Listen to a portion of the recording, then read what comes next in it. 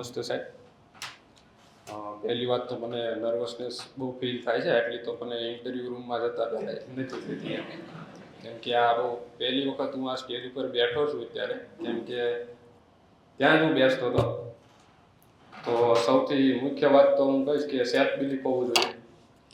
આપણી પાસે આ મોટિવેશનના કેટલા બધા કિસ્સાઓ છે. ગોસ્વામી સાહેબે વાત કરી, મેડમે વાત કરી, પંડ્યા સાહેબે પણ ઘણા બધા કિસ્સાઓ આપણને આપ્યા. પણ જ્યાં સુધી આપણામાં અંદરથી કંઈ ન હોય કે હું કરી શકું, મારથી થશે એમ, ત્યાં સુધી આ બધું કંઈ પહોંચશે નહીં એમ. અંદરથી તમને એક સ્પાર્ક હોવો જોઈએ કે હા, મારામાં એબિલિટી છે. તમને પોતાને ઓળખવાની એક કળા હોવી જોઈએ કે આ મારું સ્ટ્રોંગ છે, આ મારું વીક છે, તો તમે આગળ જઈ શકો છો એમ. તો સૌથી પહેલું તો તમારામાં બિલીફ રાખવાનો છે. તમે જે વાંચો છો, તમારા મટીરિયલ છે, તમારા જે તમને ગાઈડ કરે છે, મેન્ટર છે, એ બધા ઉપર વિશ્વાસ રાખવાનો. અલગ અલગ વસ્તુને ખોળવાની નથી. તમારું મટીરિયલ છે તો તમારે વિશ્વાસ રાખવાનો હોય કે જીપીએસસી હોય, યુપીએસસી હોય, કોઈ પણ બોર્ડ હોય, એ પ્રશ્ન આમાંથી પૂછશે. આવો વિશ્વાસ તમને તમારા ઉપર ને તમારા મટીરિયલ ઉપર રાખવાનો. ત્યારે તમને એ વસ્તુ યાદ રહેશે અને તમને વધારે ને વધારે વાંચવાની ઈચ્છા થશે. તો પહેલી વાત તો એ તમારા મટીરિયલ આજે સ્ટીક રહેવાનું છે. કેમ કે કેટલું બધું મળે છે, ટેલિગ્રામ ખોલો, ગમે તે ખોલો, આપણા ભાઈબંધો નવું નવું લઈને આવે કે ભાઈ આ વાંચી લે, આ સારું બનાવેલું છે. પણ ઠીક છે, હવે તમને તમારા ઉપર પોતે એમ થઈ જવું પડે કે ના, મારે નથી વાંચવાનું એમ, મારી પાસે મારી વસ્તુ છે તો એ જ વાંચ્યા કરવાનું છે. ભલે 15 વખત 20 વખત, હું પણ મારા અમુક સોર્સ છે જે મેં 20 વખત વાંચેલા છે, તો તમારે એ જ કરવાનું છે. નવું કશું વાંચવાનું નથી. કોઈ સોર્સ પૂરો નથી હોતો કે ભાઈ આ વાંચી લો એટલે એમાં બધું જ આવી જાય, એવું ક્યારેય કંઈ મળવાનું નથી. તમારી પાસે જે કંઈ છે એમાં કંઈક ખૂટતું હશે તો ભલે ખૂટતું, પણ જેટલું તમે વાંચો છો એ પરફેક્ટ હોવું જોઈએ. અને વાંચવામાં કોઈ એક્સક્યુઝ નથી રાખવાનો. ઘણા બધા એવું પૂછતા હોય કે આનું ઇમ્પોર્ટન્સ કેટલું, આમાંથી ક્વેશ્ચન આવશે કે નહીં આવે. એટલે આપણે તો વાંચવા જ બેઠા છીએ, તો વાંચવાનું જ છે.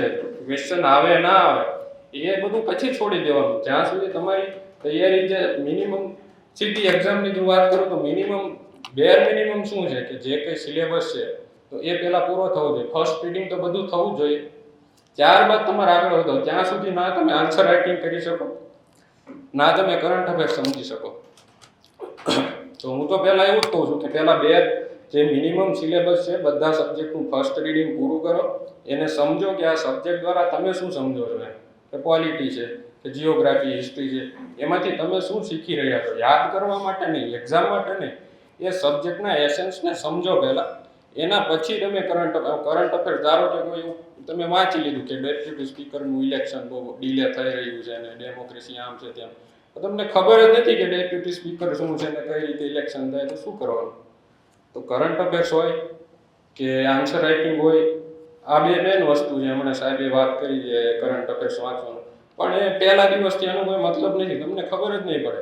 તો સૌથી પહેલાં જે બધા સબ્જેક્ટ છે, 5-6 સબ્જેક્ટ છે મેન, આમાં તો વધારે આવતું નથી. હું તો કહું આપણે જે બીજા બધા ફિલ્ડના લોકો કરે છે એના કરતાં તો આપણે બહુ સારું છે, બહુ ઓછું વાંચવાનું આવે. હું તો એવું કહું છું, કેમ કે એટલી બધી મહેનત નથી. વાંચવાનું બહુ ઓછું છે, થોડું ઓછું જ વાંચવાનું છે, પણ તમારે પોતાની રીતે એનું એનાલિસિસ કરતું રહેવાનું છે. તમારે બ્રેન સ્ટોર્મિંગ કરવાનું છે. ધારો કે હું અહીંયાથી કંઈક બોલું છું, તો અત્યારે તમારા મગજમાં શું થશે, હું જે બોલી રહ્યો છું, હું જે બોલું છું એ વિચારો તમારા મગજમાં જવાનો. પણ એવું અત્યારે તો બરાબર છે, પણ એક તમે વિડીયો જુઓ કે એનાલિસિસ જુઓ, તો એમાં કેવું થશે કે એ જે વ્યક્તિ છે, એ ટીચર છે, ગાઈડ કરતા હોય છે, બોલતા હોય છે, એના વિચારો તમારા મગજમાં જાય છે. અમુક વસ્તુ માટે જરૂરી છે, સાંભળવું પડે, પણ મોટા ભાગે તમારે એવું કરવાનું છે કે તમારે જાતે વાંચવાનું છે. કોઈ સોર્સ છે, કોઈ ન્યૂઝપેપર છે, એના એનાલિસિસ આપણને યુટ્યુબમાં ઘણા બધા મળતા હોય, પણ એના કરતાં તમે જાતે વાંચો, તમારું મગજ પ્રોસેસ કરશે કે હું આ શું સમજી રહ્યો છું, હું શું પ્રોસેસ કરી રહ્યો છું, તો એ વધારે અગત્યનું છે. તો જાતે જ કોઈ સોર્સ વાંચો, જાતે જ કોઈ મટીરિયલ, કોઈ ન્યૂઝપેપર, કોઈ એડિટોરિયલ વાંચો, એને પોતાની રીતે પ્રોસેસ કરો કે હું આમાંથી હું સમજું છું અને એને હું કઈ રીતે મારો ઓપિનિયન ડેવલપ કરું છું. પછી તમે આન્સર રાઇટિંગમાં ઉતરી શકો છો એમ. અને કોઈ પણ બ્રેન સ્ટોર્મિંગ અગત્યની વસ્તુ છે. કોઈ પણ ક્વેશ્ચન આવે તો આપણો શું જનરલી હોય કે ગૂગલ કરી દઈએ કે આમાં શું આન્સર આવશે. કોઈ મોડેલ આન્સર લાવો ને કોઈ ઇન્સ્ટિટ્યૂટ પાસેથી હશે, એના મોડેલ આન્સર હોય તો વધારે મજા. પણ એ એટલું અગત્યનું નથી. તમારી સામે કોઈ ક્વેશ્ચન છે તો એ ક્વેશ્ચનને તમે કઈ રીતે પ્રોસેસ કરો છો. તમારે વિચારવાનું છે કે આના પોઝિટિવમાં, નેગેટિવમાં, વે ફોરવર્ડમાં 10 15 અથવા 20 માર્કથી મુદ્દા બને ને તો બનશે. તમારે એ પ્રયત્ન કરવાનો કે કેટલું વધારે એનાલિસિસ હું પોતે કરી શકું છું. આનાથી તમે એક્ઝામના સમયે શું છે કે ડાયરેક્ટ કોઈ ક્વેશ્ચન કોઈ નવો જ આવ્યો, આમાં કોઈ વસ્તુ મેં કીધું એમ પૂરું નથી થવાનું. અત્યારે પણ મારી પાસે એવી ઘણી બધી વસ્તુ છે કે જે વાંચવાની બાકી છે, તો એ તો રહેવાનું જ છે. તો પણ એક્ઝામના ટાઈમે કંઈ નવું તમને મળી ગયું કે કોઈ ક્વેશ્ચન નવો આવ્યો કે જ્યારે તમે જોયો જ નથી, તો એને એ મોમેન્ટ ઉપર તમે કઈ રીતે પ્રોસેસ કરશો. તમારે પેનિક થઈ જશો એ નથી કરવાનું. તમારે કોઈ નવી વસ્તુને આવો તો તરત કઈ રીતે હું પ્રોસેસ કરું છું, હું શું વિચારીશ, એની હેબિટ ક્યારે કરો કે જ્યારે તમે જાતે જ કોઈ ક્વેશ્ચનને સમજો, એને એનાલિસિસ કરવાનો પ્રયત્ન કરો અને પીવાયક્યુઝ કરવાના. એ વધારે હેલ્પફુલ રહેશે. એનાથી આપણને કોઈ ઇન્સ્ટિટ્યૂટના માઇન્ડસેટ સમજવાનો સમજી શકાય એમ કે આ ડાયરેક્શનમાં ક્વેશ્ચન પૂછશે, આ ડાયરેક્શનમાં આપણને કંઈક પૂછશે.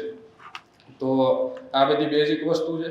અને ખાસ તો બધાએ જ કીધું છે કે પિયર ગ્રુપ બહુ સારું રાખવાનું, એન્વાયરમેન્ટ આજુબાજુનું સારું રાખવાનું, ખોટો ટાઈમ વેસ્ટ કરવાનો નથી.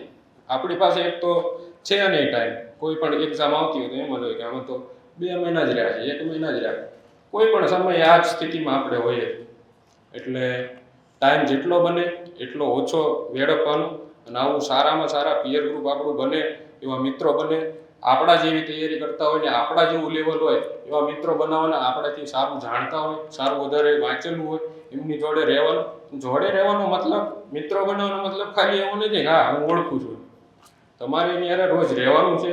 આ બધા મુદ્દા ઉપર જે તમે આખો દિવસ વાંચો છો એના ઉપર ડિસ્કસ કરવાનું છે કે આજે આવું છે કે તમે ન્યૂઝપેપરમાં વાંચીને આવ્યા હોય તો તમારા એ ભાઈબંધ જોડે કોઈ પણ હોય એની જોડે વાત કરો, એ શું વિચારે. કેમ કે ઘણી વાર આપણે પોતાની એક લિમિટ હોય, એક હોરાઇઝન સુધી જ આપણે વિચારી શકતા હોય, પણ તમારો મિત્ર, તમારો ભાઈબંધ જે હોય એની પાસે કંઈક નવો મુદ્દો હોય.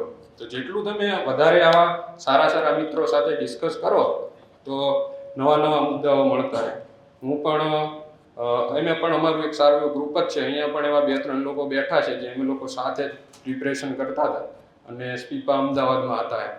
તો એનો તો હું ખાસ કહું જ છું કે તમારું જે એન્વાયરમેન્ટ હોય અને આજુબાજુના લોકો હોય એનો બહુ મોટો ફાળો હોય છે, બહુ જ મોટો.